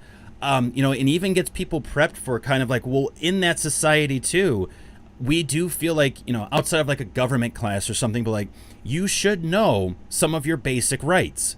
You should know some of the laws that will impact you daily. You should understand some of the basics of taxes and how that impacts you and impacts the society. Because there are so many people that tend, especially nowadays, within the past like 5 years even, where people will read something and go, yeah, that's right, they're doing this or that. And it's like, no, you don't understand the process. They're supposed to do this or that. Now, if you don't like that, it's not been a new thing. It's been around since you were born. Like, if anything, then you need to understand that. And if you want to make change, then by all means, just go about it the right way. But like, then go ahead and make it. But it's nothing new. And it's not like it's them over there doing something. It's that this has been done by all parties. Understand that process. Understand how you can change it then. And unfortunately, I feel like a lot of that gets swept up under the rug, especially in the U.S., where it's like, politics and how the government works. Well, whatever. They're just supposed to be there to do stuff and help me live my life a little bit easier without managing it. But you have to be involved with that stuff. So, I mean, I would love to see programs led and created where it helps people with understanding that, having that sort of better, what I want to say, like, just better understanding, have a better grasp of what's happening out there, because it does impact them every day, if that makes sense. And I know it's tough because it's going to be a lot of broad strokes, but at least you get that initial spark, right? Because again, it's about, do you want to be that person that does that massive impact, or do you want to be the person that at least sparks something and helps drive it? Because once these people better understand like their rights and what they do impacts the society and vice versa, maybe then at least some of them will be able to come out of it and run for office, or be able to actually take on a role managing some of the stuff on a city level, and really get some people that truly care about what they're doing. Not saying that people on the city or state level don't care about what they're doing, but unfortunately at times you do get people who just get desensitized to it all and stop caring.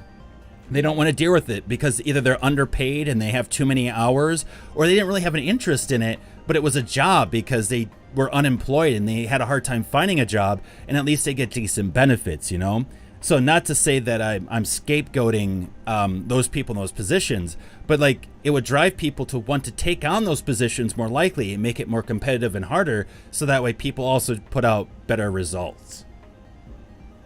So I guess that's kind of my generic broad stroke that I'm thinking of, at least. Right on. I want to see a job for someone who, I think in a way a little bit similar to what you were saying earlier, but I feel like there's not enough, there's not enough emphasis or respect for our teachers. I'm just going to come out and say that. Yeah, that's true. Which, besides the family unit, teachers of young children, middle school children, high school children, they've got a tough job, and they're competing with all sorts of things, especially nowadays, because you can have a phone, a tablet, social media, right? They have a tough job, and there are not enough resources in general for our teachers, unless you have money, of course. Right. Yeah. But I'd also like them to have, like, we need teachers not just who teach math and English, whatever other language, writing, history, all this other stuff. We need teachers, though, who can help children understand how to be a human being. And maybe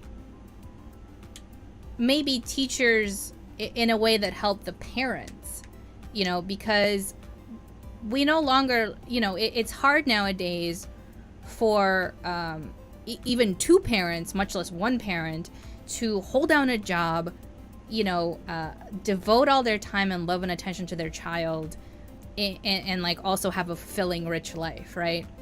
So I think if we somehow had a job for somebody who can, maybe it's not even an either or, maybe both jobs need to exist, but somebody who can help supplement the parental, in terms of like, here's how to be a human being. If you see someone who fell down, don't take out your phone and take a video so it goes viral on YouTube and you get a little fame. Go help out that person, you motherfucker, and treat them like a human being, because if that was you wouldn't want someone taking a video of that thing that you did and posting it up online, right? Just like those kinds of people who can teach others how to be human beings, decent human beings, or people who can help parents, maybe not how to be parents, but maybe can help them with some of the parental tasks that we have parents do right now, and I'm not sure what that would look like exactly, but I think that I still very strongly think that a lot of what is, quote, wrong in our world, in our entire global world right now, is because when we're younger,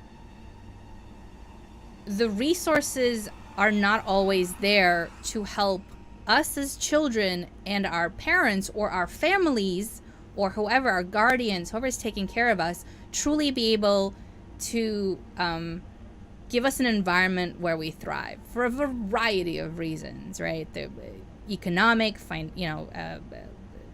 environmental, whatever it is.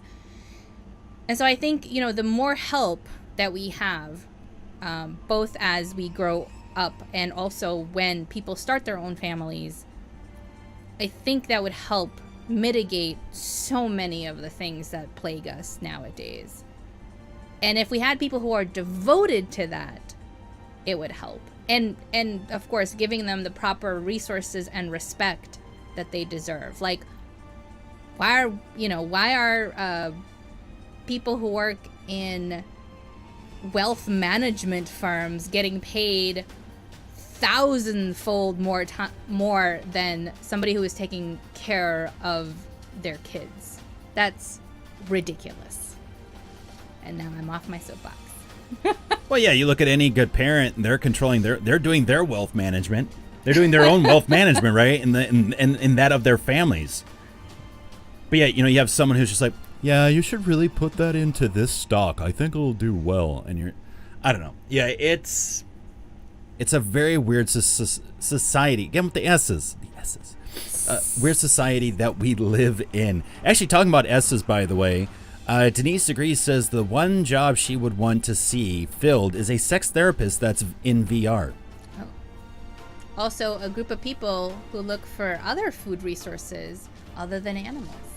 So, I think either one could work well. Probably we'll get to the sex therapist first, though, before the food resources. Because that's usually how it works out, right? Once the sex industry does something, and then it just catches on like wildfire and every other industry follows. That's why we don't have the Betamax tape, and that's why we don't have VHS anymore, and that's why we now have Blu-ray. VR was it was trying to pick up speed when I was younger. As I remember, I went to a virtual reality cafe. And they had those things, really? Yeah, in Boston. Damn. Harvard Square. And now, I was in Cambridge, actually, Harvard Square. Anyways. And then it went away for a while, like VR, and now it's like picked up steam in the past That's few because porn years. picked it up. It's amazing. It's not even a joke. Like, legitimately, the adult industry's picked it up to do stuff with it, and that's actually helped launch a lot of other things. Yeah. Apparently Plus, it's not going as well as they thought, though. No, that is true. true. That's what we hear. I know it has helped, though, especially through streaming, too, because a lot of streamers are trying to do the VR thing now and Right. the VR chat, which is something else. I'm imagining that VR needs to... the interface for VR, I feel like, needs to change. It needs to evolve in a different way. I think it's too bulky right now. But anyways, I digress. Again, see, there's so many topics in the world today, and this is why after this, we are going back to our normal format of hitting on very specific topics. We typically take on 4 main topics or 3 within a 2-hour period and really break them down, give you more information on them from all different resources, and just try to hold that conversation, see where things are going. The application of VR needs to change. I totally agree. And I think a lot of people are actually waiting for altered reality as well as being a really big tool. I know IBM is trying to get into IoT with Watson, but they're also trying to get into more AR as well, because they know the impact it can have, especially on studying, like, for instance, medicines, the human body, and many other factors, too, without ever actually having to open up a human body. So a lot of impressive stuff that people are planning for the future. Which fits in nicely with our next question. That's right. But first, funny story time. Drew the Ogre says, you know all the features that they sold the DVD standard on, like alternate angles and stuff? The only DVDs who ever actually used it were porn. So there are people whose job was to test the DVD players, and the only way to test those features was to watch porn all day. And there's a job that does exist. But should it? Topic for another day, but yeah, that's... Oh, what do you do? I just watch porn all day. But you get paid for it? Yeah. I have to say, I did when I was looking for, this was a few years ago, I was looking for video editing jobs. I did come across a company that edits porn. And they paid fairly well. Not bad, not bad. And you just, you know... he was outlining all of the things that you had to do as an editor, and I was like, that sounds reasonable. Yep, turnaround sounds good. Yeah, like, it all sounded great. I was just like, I don't know if I can do that all day. I just don't know. I think we need a post-edit zoom on that butt. I think that's what really needs to happen here. And then we do a crossfade, and all of a sudden, hello. Yeah, basically they do the full video, and then they do a half hour cut, and then you do a 15-minute cut, then you do a 5-minute cut, then you do like 10 or 15 second clips. That's what that company would do. And so you basically had to watch, you know, however long the whole video was. Then you had to pick all the best parts for the half-hour edit, the 15, and so on and so forth. Which I was like, wow, that's really clever. I mean, that's what you do in all content marketing. You guys are great. Yeah, and talking about, of course, the porn industry, number 35, what's the next big thing? Oh, dang. Bam. Dropping it like it's hot. Is this, let's see, whose question is this? Let's see. Hold on. Here it is. It's you. So it's your turn. It's a little late, but there it is. Got it. This is my question? Yeah. Okay. So what I think the next big thing is actually something you hit on earlier, which is augmented reality. I think... I said altered. Augmented is what I meant. Thank you for that. Yeah, sorry. I mean, it is altered, but yeah, augmented. It is altered. Yeah. That's true. You can alter it different ways. But yeah, augmented reality. I really think that sort of the melding of where we're essentially becoming cyborgs, but not in the way that I think 1980s movies were showing cyborgs, but rather in a more subtle, less outwardly visible kind of way, where, you know, maybe we have implants in our eyes, you know, something behind our ear, something in our jaws, something in our like forearms, things that can help us experience the world around us, of course, in augmented reality, where you're getting extra information more so than when just your human body can perceive, and allows you to do certain things more so than your human body can do as well.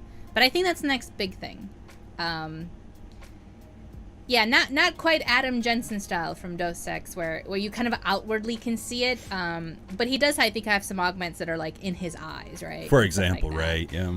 And again, I actually go back to Altered Carbon. I just saw the series recently, so it's fresh in my mind. But I thought, did a really nice job of showcasing that kind of augmented reality and how that might look like.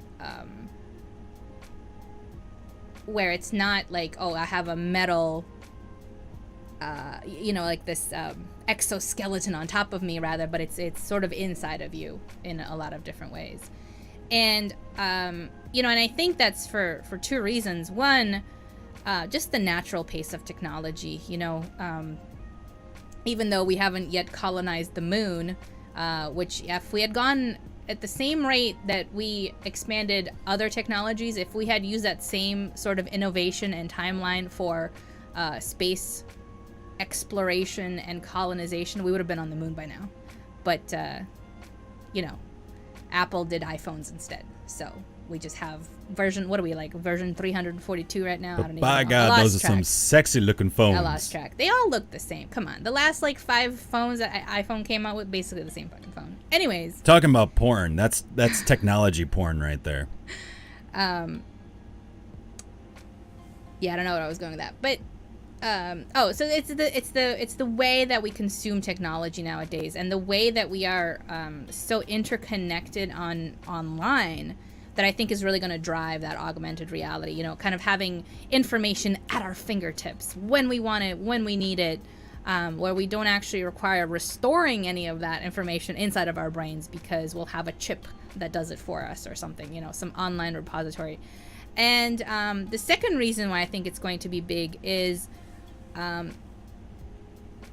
because to fully succeed, I feel like nowadays in our world, you sort of have to be even more than just a Renaissance person, like Leonardo da Vinci and some other people are, kind of referred to as Renaissance people, right? Like, Renaissance men, yes, the Renaissance man. Mostly man. Trying to give the benefit of the doubt here, that there were some women as well. But that they were skilled in a variety of different things, right? And they were able to do a lot of different things. And I think, again, for us to be able to do a lot of different things, look at what we ask of our kids right now, like in 6th grade, like it's nuts. Like, you're supposed to have extracurricular activities, take this many courses, always have A's, have a social life, do this stuff with your family, decide what you want to do for the rest of your life. Like, it's nuts. And so I think just to keep up with all of the demands of our daily lives, I think augmented reality will also help. We'll take some of the stress off of our brains, Well, and at the same time, really augmented reality is just being able to interact with things that kind of change our reality. So even then, more of the AR we're seeing and going to be seeing are going to be things like that basically look almost like VR. It's a display that appears all of a sudden right in front of you. We see this all the time, actually, in sci-fi films, right? When the map comes up off of the tabletop or whatever, and you could kind of manipulate it and interact with it with your hand or swipe through. It's actually in one of your favorite TV and book series, which is The Expanse. They utilize AR as well. And so that's a lot of what we're going to be seeing used in that sense, though. In a way, what you're talking about is more like cybernetics, too, though. Like, it's a mixture of AR and cybernetics. Yeah. But, with AR, I absolutely agree, honestly, because we're going from, IoT, which is the Internet of Things, and IoE, which is the Internet of Everything. And what we mean is that everything is interconnected, right? We're seeing cities that, all the devices, all the objects have Wi-Fi. They all connected to the internet, which is then connected to servers and computers, which are all basically running the show. They're running the heat, they're running the water, they're running the electricity. You can hit everything with a simple button stroke, and all of a sudden things change, right? You can change the temperature of the water, you can change the lighting, you can change if the music is on or off in the house. All these different aspects. But from there, they're then trying to go into, well, what kind of things can we make sort of tangible without ever being tangible? And I think businesses see a lot of money in this because they don't have to worry about creating a lot of consumer-based goods. so that you don't have to worry about the hassle of directly building items besides just the device that kind of projects out what you're interacting with. But I think that's going to be cost savings over time. It's also just better for the environment. It's less shit we're throwing back into trash heaps and everything else. Trash happens. Hashtag. Trash happens 2018. Share it on Twitter. Share your images on Twitter today. Oh God. We'll be looking. But I think AR is going to be massive, both from an educational standpoint, as long as we actually have education within the next 5-10 years. We'll see how the world of education in the U.S. goes. But right now, it can be used for educational purposes. It can be used for scientific purposes. It's a great tool for training, and that's a lot of what we're seeing is that being built up for training people and for putting people in situations they normally wouldn't be able to better prepare them, or to be able to see something on a much larger scale and directly interact with it.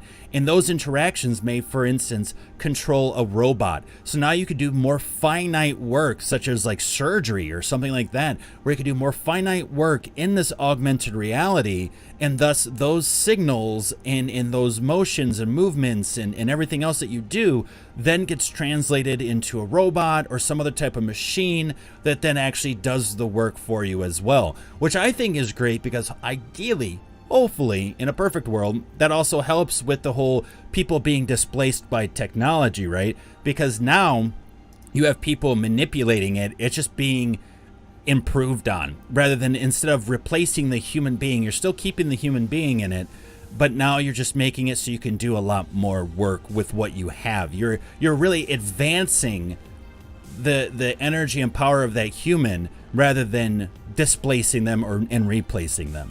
It's like Elon Musk's wet dream right there. It sounds like it could very well be one of them. But then again, notoriously, he treats his people like shit. So there is that, right? I mean, the people have complained of having long hours and working crazy shifts and having a lot of pressure and stress on them. And so have many other large companies, actually. A lot of this has been coming to light recently when it comes to the workers' rights and stuff. But don't worry, because Elon Musk, I mean, there was that one time where he fell asleep at one of his factories to really make it, to really understand what his people go through. So good for him for, I'm sure, sleeping on a leather couch in his office. But that's a digression. So there's that.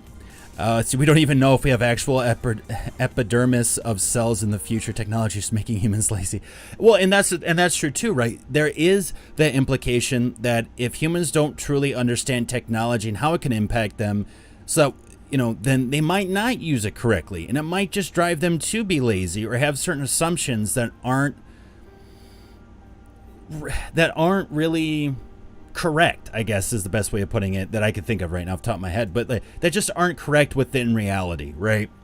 And so, we have these certain expectations that technology will always work, and then we get frustrated at the technologies if it's trying to screw us over. I do this all the time. And you yell at your computer like, "Oh, you stupid piece of shit," and it's like, it's not the computer's fault. Like, there are other factors at play here, especially human error. Hi there. So it happens, right? And we have these certain expectations, just don't meet reality. But it's up to us to, again, educate on that. Educate on the society, which is why I think also going back to what job should exist but doesn't right now is like some sort of program with people that help get people understanding society, especially as we become we're already, but even more so, an international society where it's not us and them. It's not, people in Russia and then us, or people in Japan and Brazil. It's everyone, because everything we do is the domino effect that we all get affected by. But also is the fact that not only are we becoming interconnected, but the technology is advancing so much. It's important to understand how that impacts the society. I mean, hell, most of the people in Congress need this education more than even the kids do. There are so many people that are in Congress right now that don't understand technology and where it's going. So the sort of, I guess, safety net that should be there to help protect people from if something goes awry is not there, not in the legal sense.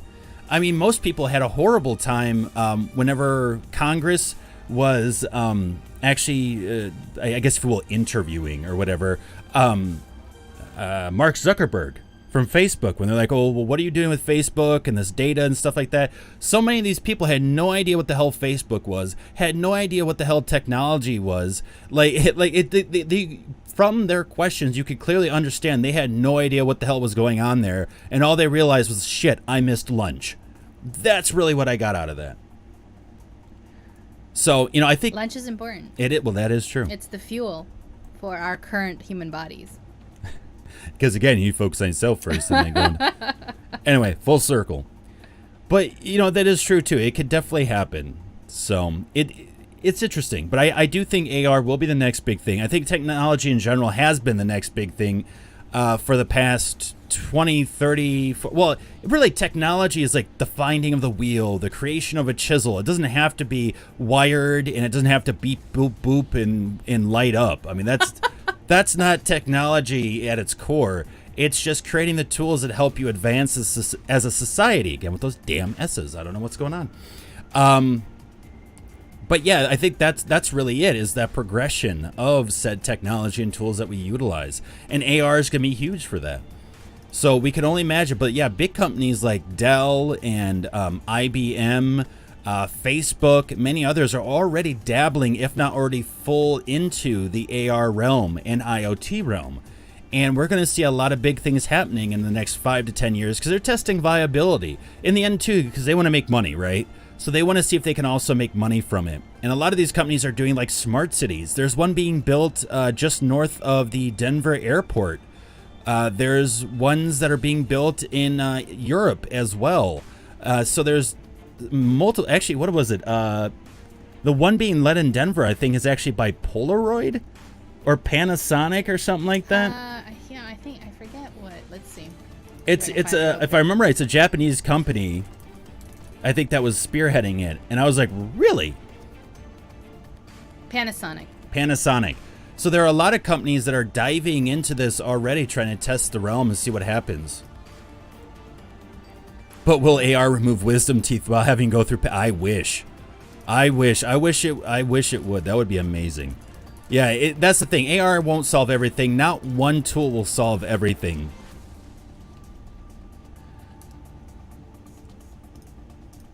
So with that, though, we are wrapping up. It is already 3 p.m. PDT here, and we've already had an amazing conversation with all of you today who have joined us, and hopefully all of you who will be joining us via podcast or YouTube.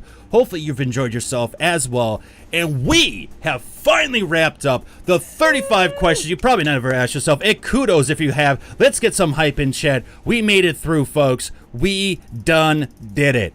What was it like? I think it was like 5 questions every episode. 5 questions a little bit. Every episode, because we get sometimes it was 3 or 4 depending. We'd be like skirting in on the 4th because we had so much conversation happening in chat. And so it was awesome, and it's been awesome. We thank you very much. This has been like 2 months actually, because we do this every Saturday. So you think about spreading this out every Saturday. It's been like 2-3 months. It has. And the sickness has not helped. So thank you for your patience as we battled it. That's right. So we finally got through the series. We'll be coming back next Tuesday. It'll be probably, we're not going to be implementing the new schedule yet. So it'll be at 1 p.m. PDT. That's Pacific Daylight Time. Make sure to come back and join us. If you haven't yet, hit that follow button, because then you'll be the first notified whenever we go live. You can also follow us on social media. That's at MindMineTV, both on Instagram and the Twitters. Make sure to hit that follow button there too, because we post up every time we're going live, any changes to the schedule, and so much more. And if you like the topics that we've been talking about, we share tons of awesome articles from all over the world through our Twitter. So we'd love to have you follow us there as well and engage with us. Start that conversation. Other than that, we will be back tomorrow, which is Sunday, for more game streaming. And we'll be starting that at 11 a.m. PDT. So make sure to join us back here at twitch.tv/MindMineTV as we get into gaming. We've been playing 7 Days to Die. We've been playing Borderlands 2. We've been playing, what the hell else have we been playing? So many games. 7 Days to Die, Borderlands 2. Pillars of Eternity. We're going to be introducing Hitman. So if you like strategy stealth games, we're going to be introducing Hitman. I started playing it last night, actually. I've watched a lot on it, started playing it. Dude, it is fun. I love me some strategy, some puzzle work, some stealth games. That's why I loved actually Deus Ex, was because of the amount of stealth and what you could travel and see and interact with. So it's going to be a lot of fun. Hopefully, you all can join us for that, especially as Hitman 2, the next season, if you will, of the Hitman games, because it's episodic. Those different missions is coming out very soon toward the end of this year. So we'd love to have you join us for that as well. Wait, who's going to be the trigger person playing Hitman? That'll be me. I will be the bald man with the barcode on the back of my head. Tatiana will be the wizard of Pillars of Eternity. We both do the BL2. We both do 7 Days to Die. And we'll be doing much more, too. There's tons of betas coming up very, very soon that we want to introduce to you all as well. So, yeah, make sure to hit that follow button. We will see y'all tomorrow, Sunday, 11 a.m. PDT. Have a good one, everyone.